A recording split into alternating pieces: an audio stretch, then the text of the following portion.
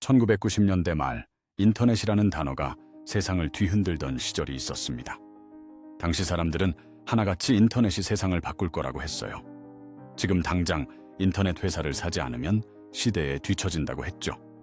그래서 수많은 사람들이 닷컴 기업 주식을 샀습니다. 그런데 결과가 어땠을까요? 인터넷은 정말로 세상을 바꿨습니다. 예측은 완벽하게 맞았어요. 그런데 그 주식을 산 대부분의 사람들은 돈을 잃었습니다. 어떻게 이런 일이 가능할까요? 산업의 방향은 맞게 봤는데 왜 계좌는 망가졌을까요? 이게 바로 오늘 이야기의 출발점입니다.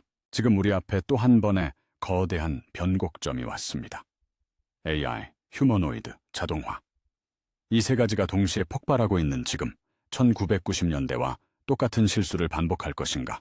아니면 그때 사람들이 놓친 걸 이번엔 잡을 것인가? 그 차이가 앞으로 10년의 투자 결과를 완전히 갈라놓을 겁니다. 오늘은 그 핵심을 얘기해드리겠습니다. 화려한 기술 이야기가 아닙니다.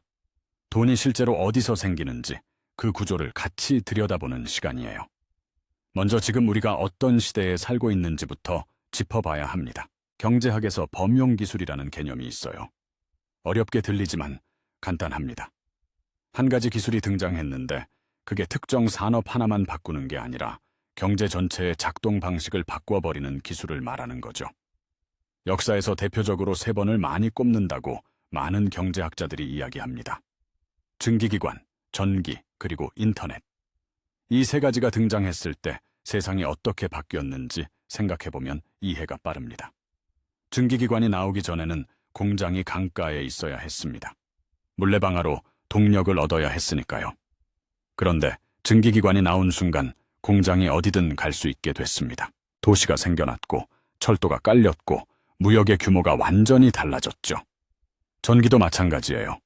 전기가 들어오기 전에는 해가 지면 공장이 멈춰야 했어요. 그런데 전기가 들어온 순간 24시간 공장이 돌아갈 수 있게 됐고 밤이라는 개념 자체가 경제에서 사라진 거죠. 인터넷은 거리라는 개념을 없앴습니다. 쉽게 비유하자면 이 기술들이 등장하기 전엔 세상이 특정 규칙으로 움직였습니다. 그런데 이 기술들이 등장하는 순간 그 규칙판 자체가 바뀌어버린 거죠. 룰이 바뀌면 기존에 잘 나가던 플레이어가 갑자기 뒤처지고 새로운 플레이어가 치고 올라오잖아요. 경제도 똑같습니다. 그런데 지금 AI가 등장했습니다. 그리고 경제학자들이 조심스럽게 이건 네 번째 범용기술일 수 있다는 말을 꺼내기 시작했어요. 단순히 생산성을 높이는 도구가 아니라 생산 자체의 구조를 바꿔버리는 기술이라는 거죠. 증기기관이 공장의 위치를 바꿨다면 AI는 일하는 주체 자체를 바꾸고 있습니다. 지금까지 인간만 할 수 있다고 여겨졌던 판단, 분석, 창작의 영역으로 기계가 들어오고 있으니까요. 그리고 여기에 휴머노이드 로봇이 더해지면 이야기가 완전히 달라집니다. 잠깐 여기서 눈을 감고 상상해봐요. 2025년 4월 중국 베이징에서 하프 마라톤 대회가 열렸는데 선수들 사이에 로봇이 뛰었습니다. 실제로 있었던 일이에요. 그냥 움직이는 정도가 아니라 사람과 함께 21km를 완주했습니다. 테슬라는 공장 현장에서 사람 모양의 로봇 옵티머스를 훈련시키며 단순 반복 작업부터 적용 범위를 넓혀가고 있습니다. 세계 최대 투자은행인 골드만삭스가 보고서에서 2035년까지 휴머노이드 로봇 시장이 380억 달러 규모로 성장할 것이라는 전망을 내놨어요. 그런데 이 숫자 자체보다 더 충격적인 게 따로 있습니다. 바로 1년 전 그들이 내놓은 전망치가 60억 달러였다는 거예요. 1년 만에 예측치를 6배나 올려야 했던 겁니다. 세상에서 가장 똑똑하다는 사람들도 이 속도를 따라가지 못했던 거죠. 제조 비용도 무서운 속도로 떨어지고 있습니다. 불과 1년 사이에 휴머노이드 한 대 만드는 비용이 40%나 줄었어요. 지금은 대당 3만 달러에서 15만 달러 수준인데 대량 생산이 본격화되면 2만에서 3만 달러대까지 내려갈 수 있다는 전망도 나오고 있습니다. 웬만한 중소기업도 로봇을 살 수 있는 가격대가 되는 거죠. 여기서 잠깐 감이 잡히도록 비교해드리겠습니다. 지금 웬만한 승합차 한 대 값이 3천만 원 안팎이죠. 지게차 한 대가 보통 2천만 원에서 5천만 원 정도 합니다. 로봇 한 대 가격이 그 수준까지 내려온다는 거예요. 그 순간 로봇은 대기업의 전유물이 아니라 모든 산업 현장의 기본 인프라가 됩니다. 동네 빵집 사장님도 사람 쓸까, 로봇 쓸까를 진지하게 계산하는 시대가 오는 거죠. 그러니까 지금 우리가 보고 있는 건 단순한 기술 트렌드가 아닙니다. 노동이라는 개념 자체가 재편되는 거예요. 인류가 농경을 시작한 이후로 줄곧 경제의 기본 단위는 사람이었는데 처음으로 그 전제가 흔들리고 있습니다. 그렇다면 여기서 가장 중요한 질문이 나옵니다. 이 엄청난 변화 속에서 투자자는 어디에 서야 할까요? 많은 사람들은 그러니까 AI 주식을 사면 된다고 생각해요. AI 기업에 투자하면 당연히 돈이 되는 거 아니냐고 생각하죠. 그런데 바로 이 생각이 1990년대 사람들이 했던 그 생각입니다. 인터넷 시대에 진짜 돈을 번 사람들이 누구였는지 알아요? 화려한 닷컴 기업들이 아니었습니다. 조용하게 그리고 확실하게 돈을 번 사람들은 따로 있었어요. 인터넷 케이블을 깐 통신회사, 서버를 만든 회사, 반도체 칩을 설계한 회사, 인터넷 광고 시스템을 장악한 회사. 이들이 진짜 승자였습니다. 화려한 서비스들은 경쟁으로 다 무너졌는데 인프라를 쥔 쪽은 살아남았죠. 골드러시가 한창이던 19세기 미국에도 비슷한 이야기가 있습니다. 캘리포니아에서 금이 발견됐다는 소식에 수십만 명이 몰려들었는데 실제로 금을 캐서 돈을 번 사람보다 금 캐는 사람들한테 청바지, 삽, 곡괭이를 판 사람들이 훨씬 더 안정적으로 돈을 벌었습니다. 리바이스라는 청바지 회사가 그 시절에 만들어진 거예요. 금을 판 게 아니라 금 캐는 사람들한테 뭔가를 판 거죠. AI 혁명에서도 똑같은 논리가 작동하고 있습니다. 누가 AI를 쓰는 기업인지가 아니라 AI가 작동하기 위해 반드시 필요한 것들을 공급하는 쪽이 어디인지를 봐야 하는 거죠. 그럼 AI가 작동하기 위해 반드시 필요한 게 뭘까요? 여기엔 크게 세 가지 병목이 있습니다. 병목이란? 고속도로에서 갑자기 차선이 줄어드는 구간처럼 앞길이 뻥 뚫려도 한 지점에서 막히면 결국 전체가 거기서 정체되는 걸 말합니다. AI도 마찬가지로 규모를 키우려 할수록 결국 이 세 가지 지점에서 확장이 막히게 됩니다. 첫 번째는 컴퓨팅이에요. AI는 어마어마한 계산을 해야 합니다. 여러분이 챗봇에 질문 하나를 던지는 순간 어딘가에 있는 거대한 서버가 엄청난 속도로 계산을 돌리고 있는 거죠. 그 계산을 가능하게 하는 반도체 칩, 서버, 네트워크 장비들. 이게 첫 번째 병목입니다. 쉽게 이해하려면 이렇게 생각해 보세요. 카카오톡에서 단체 채팅방에 사진 한 장 올리면 어딘가 서버에서 그걸 처리하잖아요. AI는 그보다 수백 배, 수천 배 더 무거운 계산을 실시간으로 돌려야 합니다. 친구 한 명한테 메시지 보내는 게 카카오톡이라면 전국 수십만 명한테 동시에 음성 통화를 연결하는 게 AI 서비스의 규모라고 보면 돼요. 그러니 그걸 처리하는 칩과 서버가 얼마나 중요한지 감이 오시죠. 두 번째는 전력입니다. 여기서 많은 사람들이 깜짝 놀라는 대목이 나오는데요. AI 데이터 센터가 전기를 얼마나 쓰는지 알면 입이 떡 벌어집니다. 인공지능 모델 하나를 학습시키는데 드는 전력이 일반 가정에서 수십 년 동안 쓸 전기와 맞먹어요. 전 세계에서 AI 투자가 폭발적으로 늘면서 전기가 부족해지는 현상이 실제로 나타나고 있습니다. 역설적이죠.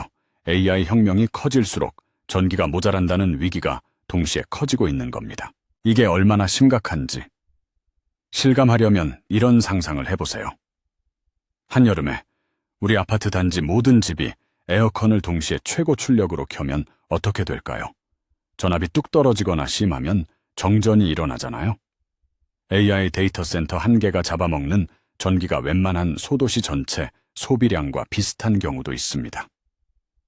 그런 시설이 전 세계에 동시에 수십 개씩 지어지고 있으니 전력망이 버텨내지 못하는 건 당연한 거죠. 이 두 번째 병목은 나중에 사편에서 훨씬 깊이 다루겠습니다. 지금 단계에서 핵심만 기억하세요. AI가 크면 클수록 전력 인프라가 더 중요해진다는 사실입니다. 세 번째 병목이 가장 흥미롭습니다. 바로 현장, 물리적 세계예요. AI가 아무리 똑똑해도 지금까지는 디지털 세계 안에만 갇혀 있었습니다. 화면 속에서 글을 쓰고 그림을 그리고 분석을 하는 정도였죠. 비유하자면 아무리 머리가 뛰어난 사람이라도 팔다리가 없으면 세상을 직접 바꾸지 못합니다. 설계도는 천재적으로 그릴 수 있는데 직접 못 하나를 박을 수가 없는 상태인 거예요. 그런데 휴머노이드 로봇이 등장하면서 AI가 처음으로 몸을 갖게 됐습니다. 생각하는 것과 행동하는 것이 합쳐진 순간이죠.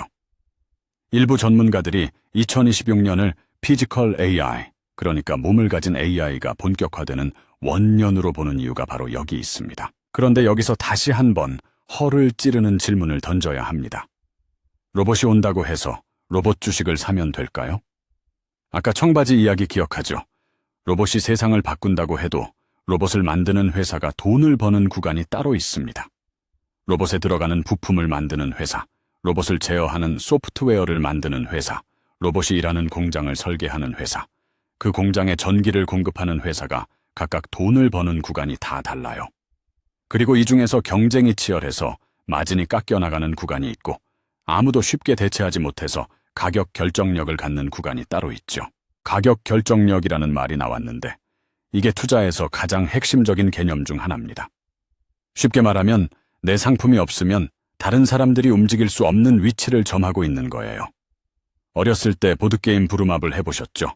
황금 열쇠 카드 중에 통행료를 걷는 카드가 있잖아요.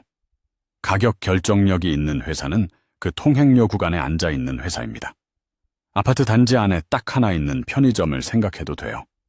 밤 11시에 아이가 갑자기 열이 나서 해열제가 필요한데 그 편의점밖에 없는 거죠. 가격이 좀 비싸도 살 수밖에 없잖아요.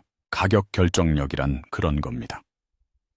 모든 사람이 지나가야 하는 자리, AI가 커지든 로봇이 늘어나든 반드시 이 회사를 거쳐야 하는 구조. 그게 진짜 투자처죠. 그렇다면 그런 위치에 있는 산업이 어디냐?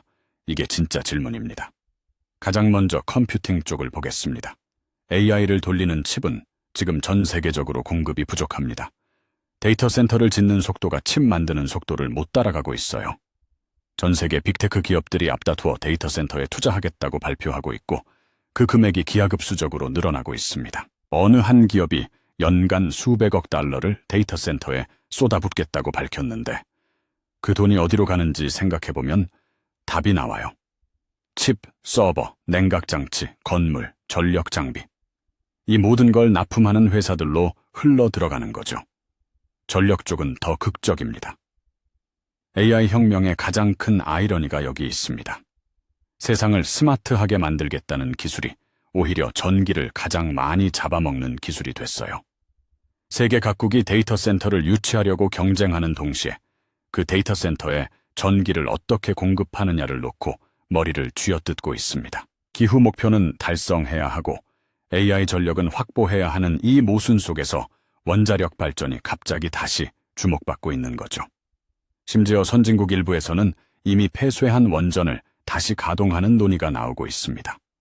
전력망을 업그레이드하는 송배전 장비 시장이 수십 년 만에 최대 호황을 맞이하고 있어요. 이 흐름에서 AI가 큰 촉매로 작동하고 있습니다. 그리고 휴머노이드 쪽도 마찬가지예요. 여기서 중요한 현실 체크가 필요합니다. 제가 말하는 건 로봇 데모 영상이 별거 아니다가 아닙니다. 데모는 분명 멋지고 기술 진전도 큽니다. 다만 우리가 냉정하게 봐야 하는 건 멋있다와 돈을 번다는 완전히 다른 문제라는 거예요. 로봇 영상이 멋있다고 해서 그 회사가 바로 돈을 버는 건 아닙니다. 로봇 한 대를 만드는데 뭐가 필요한지 생각해 보세요. 사람 팔다리처럼 움직이게 하는 모터와 감속기, 주변 환경을 인식하는 센서, 균형을 잡는 배터리와 제어 소프트웨어, 그리고 안전 인증. 이 중에서 아직 기술적 병목이 가장 심한 게 어딘지 아세요?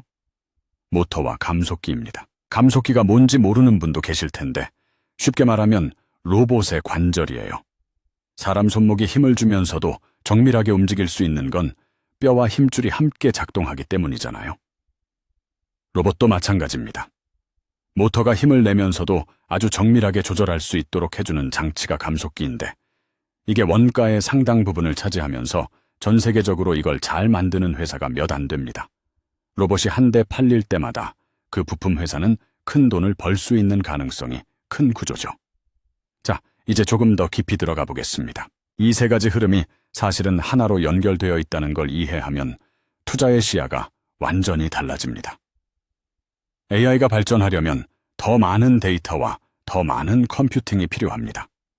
더 많은 컴퓨팅은 더 많은 전력을 요구하고 더 많은 전력은 전력 인프라 투자를 불러와요. 동시에 AI가 충분히 똑똑해지면서 처음으로 로봇이 실제로 쓸만해지기 시작했습니다. 로봇이 현장에 투입되면 자동화가 일어나고 자동화가 일어나면 다시 더 많은 AI 수요가 생깁니다. 더 효율적인 공장을 만들기 위해 더 똑똑한 AI가 필요해지는 거죠. 이 세 가지는 서로를 먹여 살리면서 같이 커가는 구조입니다. 어느 하나가 빠지면 나머지도 느려지고 하나가 폭발하면 나머지도 같이 폭발해요.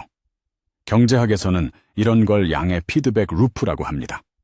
눈덩이가 언덕을 굴러 내려가면서 점점 커지는 것처럼 한번 가속도가 붙으면 멈추기가 어려운 구조죠. 유튜브를 예로 들어볼게요. 구독자가 많은 채널은 알고리즘이 더 많이 노출시켜줍니다. 더 많이 노출되니 구독자가 더 늘고 구독자가 늘수록 알고리즘이 또 밀어줘요. 처음 시작은 작았어도 한번 굴러가기 시작하면 멈추질 않는 거죠. AI, 전력, 로봇의 관계가 딱 이 구조입니다. 그리고 지금 그 눈덩이가 막 굴러가기 시작했어요. 글로벌 시장조사기관 IDC에 따르면 아시아 태평양 지역 AI 투자 규모가 2028년 1,750억 달러에 달할 것으로 전망됩니다. 이 돈이 어디로 가는지 생각해 보세요. 결국 어딘가에 매출로 연결되는 겁니다. 그런데 여기서 다시 처음 이야기로 돌아와야 합니다. 인터넷 시대의 방향은 맞게 봤는데 돈을 잃은 사람들 기억하죠? 그들이 왜 돈을 잃었냐면 두 가지 실수를 했기 때문입니다. 첫 번째는 좋은 산업이라는 것과 좋은 투자라는 걸 혼동한 거예요. 인터넷이라는 산업 자체는 성장했지만 경쟁이 워낙 치열하다 보니 기업들이 돈을 벌지 못했습니다. 서비스 요금을 올리려 하면 경쟁사가 더 싸게 해버리고 기술력이 있어도 누군가 더 좋은 기술로 대체해버리는 거죠.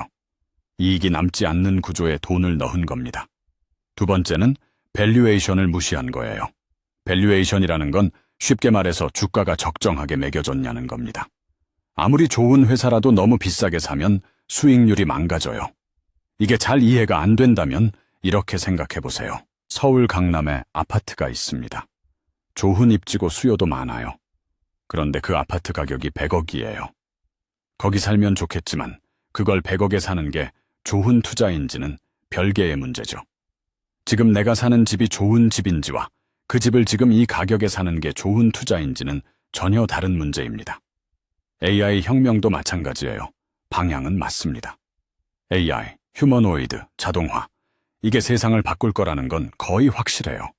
그런데 문제는 어떤 회사의 어느 구간이 실제로 이익을 낼 것이냐, 그리고 지금 그 주가에 이미 그 기대가 얼마나 반영돼 있냐는 겁니다. 이 두 가지를 보지 않으면 방향은 맞게 봤는데 돈을 잃는 닷컴 시대의 비극이 반복될 수 있어요. 그렇다면 어떻게 봐야 하느냐? 핵심 질문은 하나입니다. 이 회사는 AI와 자동화가 커질수록 마진이 좋아지는 구조인가? 아니면 경쟁이 심해지면서 오히려 마진이 깎이는 구조인가? 통행료를 걷는 자리에 앉아있는 회사냐? 아니면 모두가 무기를 들고 싸우는 전쟁터 한가운데에 서 있는 회사냐? 그게 갈림길입니다. 통행료 자리에 해당하는 회사들에는 몇 가지 공통점이 있습니다. 대체하기가 어려운 특수 부품이나 기술을 갖고 있거나 생태계를 장악해서 고객이 쉽게 다른 회사로 이동하지 못하거나 수요가 늘어날수록 규모의 경제가 작동해서 비용이 줄어들고 이익이 커지는 구조이거나 이런 특성을 가진 회사들이 AI 혁명에서 진짜 수혜를 받을 가능성이 높습니다. 반대로 전쟁터 한가운데 있는 회사들도 특징이 있어요. 비슷한 서비스를 여러 회사가 공급하고 있거나 기술 진입 장벽이 낮아서 누구나 뛰어들 수 있거나 대규모 투자를 계속해야만 겨우 따라갈 수 있는 구조죠. 이런 회사는 AI 산업이 아무리 커져도 정작 회사에 이익이 남지 않을 수 있습니다. 오늘 이야기를 마무리하기 전에 한 가지만 더 짚겠습니다. 지금 이 순간 전 세계에서 벌어지고 있는 일을 그냥 기술 이야기로만 보면 안 됩니다. 이건 산업 패권의 이동이자 권력의 이동이에요. 어느 나라가 AI 반도체를 장악하느냐가 곧 군사력과 경제력을 결정하는 시대가 되고 있습니다. 미국이 반도체 수출을 규제하는 데는 이유가 있어요. 중국이 딥시크라는 AI를 만들어서 전 세계를 놀라게 한 것도 그냥 벌어진 일이 아닙니다. 이 모든 게 연결되어 있죠. 개인 투자자 입장에서 보면 이건 굉장히 중요한 단서입니다. 국가가 총력을 기울여서 키우는 산업은 쉽게 꺾이기 어려운 경우가 많아요. 정부 지원, 규제 완화, 국방 예산이 함께 움직이는 산업이니까요. AI와 로봇 분야는 지금 그 모든 힘이 동시에 작동하고 있는 몇 안 되는 영역입니다. 1760년대에 증기기관이 나왔을 때 그걸 보고 뭔가 다르다고 느낀 사람들이 있었습니다. 1880년대에 전기가 도시에 들어오기 시작했을 때도 그랬고 1990년대에 인터넷이 퍼지기 시작했을 때도 마찬가지였어요. 그 변곡점마다 제대로 올라탄 사람들은 한 세대를 바꾸는 불을 만들었고 외면한 사람들은 뒤늦게 그때 왜 몰랐냐고 후회했죠. 2026년 지금 우리는 또 하나의 거대한 변곡점 앞에 서 있습니다. 그리고 이번엔 적어도 방향을 알고 있다는 차이가 있어요. 하지만 방향을 아는 것과 어디에 올라타야 하는지를 아는 건 다른 문제입니다. 이 두 번째 질문에 대한 답을 다음 편에서 훨씬 깊이 파고들겠습니다. AI 밸류 체인을 뜯어보면 지금 대부분의 사람들이 보고 있는 곳이 아닌 전혀 다른 곳에서 진짜 돈이 만들어지고 있다는 걸 확인하게 될 거예요. 오늘 이야기에서 한 가지만 가져가세요. AI를 산다는 생각 말고 AI가 작동하기 위해 반드시 필요한 것들 중에서 누구도 쉽게 대체하지 못하는 통행료 구간이 어디냐는 질문을 품고 계세요. 그 질문 하나가 앞으로의 투자를 완전히 다르게 만들어줄 겁니다. 오늘도 시청해주셔서 감사합니다. 댓글로 여러분의 생각을 서로 공유해주세요. 여러분은 AI, 휴머노이드 전력 중에서 앞으로 10년 진짜 돈이 몰릴 곳이 어디라고 보시나요? 구독과 좋아요는 영상 제작에 큰 힘이 됩니다.